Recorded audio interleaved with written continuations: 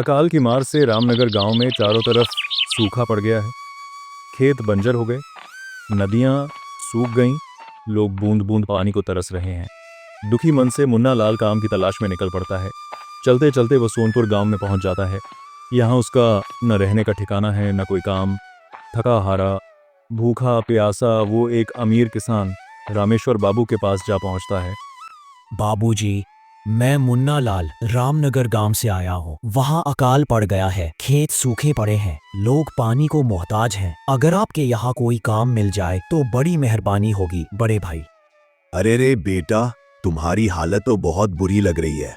ठीक है, मेरे पास एक काम है, लेकिन लगता नहीं तुम कर पाओगे। बाबूजी, चिंता मत कीजिए, कोई भी काम दे दीजिए, मैं पूरी मेहनत और ईमानदारी से करूँगा। अच्छा ठीक है मुन्ना लाल, कान खोल कर सुनो। मेरे पास 50 गाय और 50 भैंस है। रोज तुम्हें उनका गोबर साफ करना होगा। सुबह शाम चारा पानी देना होगा। महीने के अंत में 200 रुपया मिलेगा। और हाँ, 2 वक्त का भरपेट खाना भी मुफ्त। बोलो, कर पाओगे ये काम? ये मुन्ना लाल मन ही मन सोचता है, अरे बाप रे, 50-50 गाय भैंस संभालना आसान थोड़े है। लेकिन अब कोई चारा भी तो नहीं और खाना भी मिल रहा है। ठीक है बाबूजी, मैं ये काम कर लूंगा, बस एक विनती है। बोलो बेटा, क्या बात है? बाबूजी, अगर कोई एतराज न हो तो क्या मैं गौशाला में ही रह सकता हूँ? मैं इस गांव में नया हूँ, रहने की कोई जगह नहीं। ठीक है मुन्ना लाल, तुम गौशाला में रह सकते हो। जी बहुत बहुत धन्यवाद बाबूजी। तब से मुन्ना लाल गौशाला में रहकर अपना काम शुरू कर देता है। रोज सुबह जल्दी उठकर गोबर साफ करता, गाय भैंसों को चारा डालता, समय पर पानी पिलाता, हर काम ईमानदारी और पूरी लगन से करता। रामेश्वर बाबू को उसका काम इतना भाता कि वे मन ही मन खुश होते। यह लड़का तो सोना है। एक दिन रामेश्वर बाबू मुन्ना लाल को बुलाते हैं। मुन्ना लाल, तुम्हारा काम मुझे बहुत पसंद आया। गाय भैंसों का इतना अच्छा ख्याल रख रहे हो कि दूध की मात्रा भी बढ़ गई है, क्वालिटी भी बेहतर। इसलिए आज से तुम्हारी मजदूरी 400 रुपया कर रहा हूँ। बाबूजी, आपका बहुत बहुत शुक्रिया। कुछ दिन ऐसे ही बीतते हैं। मुन्ना लाल की मेहनत से उसके पास अच्छे खासे पैसे जमा हो जाते हैं। वो एक छोटी सी कच्ची कोठी बनवा लेता है। मन में खुशी की लहर दौड़ती है। अब गोबर की गंध से नाक नहीं जलेगी, अपने घर में चैन की नींद सो सकूंगा। अब वो दिन में रामेश्वर बाबू के यहाँ काम करता, 2 वक्त का खाना खाकर रात को अपनी कोठी में सोने चला जाता। कई साल ऐसे ही गुजर जाते हैं।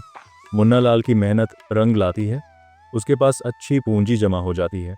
एक दिन मुन्ना लाल रामेश्वर बाबू से कहता है, बाबूजी, आजकल गांव में चोरी बहुत बढ़ गई है। मेरे पास कुछ पैसे जमा है, घर में रखने से डर लगता है। दिन भर तो मैं आपके यहाँ होता हूँ, घर खाली रहता है।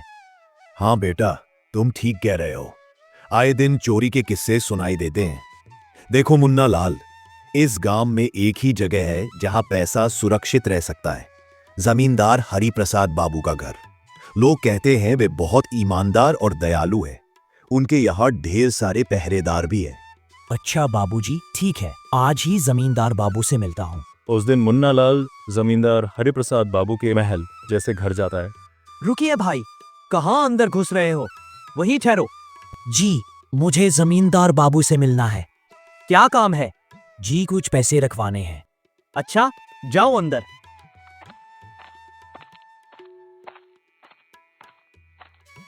नमस्ते जमींदार बाबू, मैं मुन्ना लाल रामेश्वर बाबू के यहाँ काम करता हूँ। कुछ साल पहले रामनगर से यहाँ आया था। बोलो मुन्ना लाल, क्या काम है? बाबू, सालों की मेहनत से कुछ पैसे जमा किए हैं, लगभग 5800 रुपया। गांव में चोरी बढ़ गई है, घर में रखने से डर लगता है। आपकी ईमानदारी की बहुत तारीफ सुनी है, इसलिए सोचा आपके पास रख दूं। वाह, बड़ी रकम है। हाँ बेटा, तुमने ठीक सुना। तुम्हारा पैसा मेरे पास बिल्कुल सुरक्षित रहेगा, चिंता मत करो। ये पूरे 5800 है, गिन लीजिए। अरे गिनने की क्या जरूरत, तुम रामेश्वर बाबू के आदमी हो, पूरा भरोसा है। बहुत शुक्रिया जमींदार बाबू, आप चोरों का डर नहीं। जमींदार मन में मुस्कुराते हैं। पैसा तो अच्छा लग रहा है मेरे हाथ में। 2 साल बीत जाते हैं।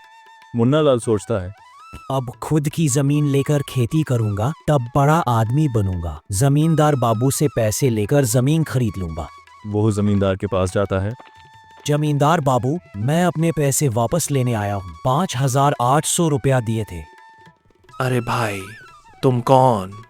मैंने तुम्हें पहचाना नहीं। बाबू, मैं मुन्ना लाल हूँ। 2 साल पहले पैसे रखे थे। अरे मेरे पास कितने लोग आते जाते हैं, कोई कागज पत्र है क्या? मैं तो सब स्टैम्प पेपर पर लिख कर लेता हूँ। बाबू, आपकी ईमानदारी पर भरोसा करके ही पैसे दिए थे। मेरी सालों की मेहनत है, कृपा करके लौटा दीजिए। ये क्या झूठा रोना? लगता है ढोंगी है, मेरी ईमानदारी का फायदा उठाना चाहता है। रुक, सबक सिखाता हूँ। वे आदमियों को बुलाते हैं। इसे डंडों से मारो जब तक बेहोश ना हो जाए। आदमी मुन्ना लाल पर टूट पड़ते हैं। वह दर्द से कराहता हुआ घायल अवस्था में घर लौटता है। शरीर पर घाव के निशान, दिल में जलन। 2 दिन तक दर्द से काम पर नहीं जा पाता। तीसरे दिन रामेश्वर बाबू खुद उसके पास आते हैं। मुन्ना लाल को खाट पर पड़े चेहरे पर दर्द और उदासी देखकर उनका दिल पसीज जाता है। मुन्ना लाल भाई, 2 दिन से काम पर नहीं आए, क्या हुआ? तबीयत ठीक तो है ना? जमींदार बाबू ने पैसे लौटाने से इनकार कर दिया और पिटाई करवा दी। अरे बाप रे, माफ करना बेटा, मेरी सलाह पर गए थे। गलती मेरी भी है, चिंता मत करो, एक तरकीब है। वे मुन्ना लाल के कान में फुसफुसाते हैं।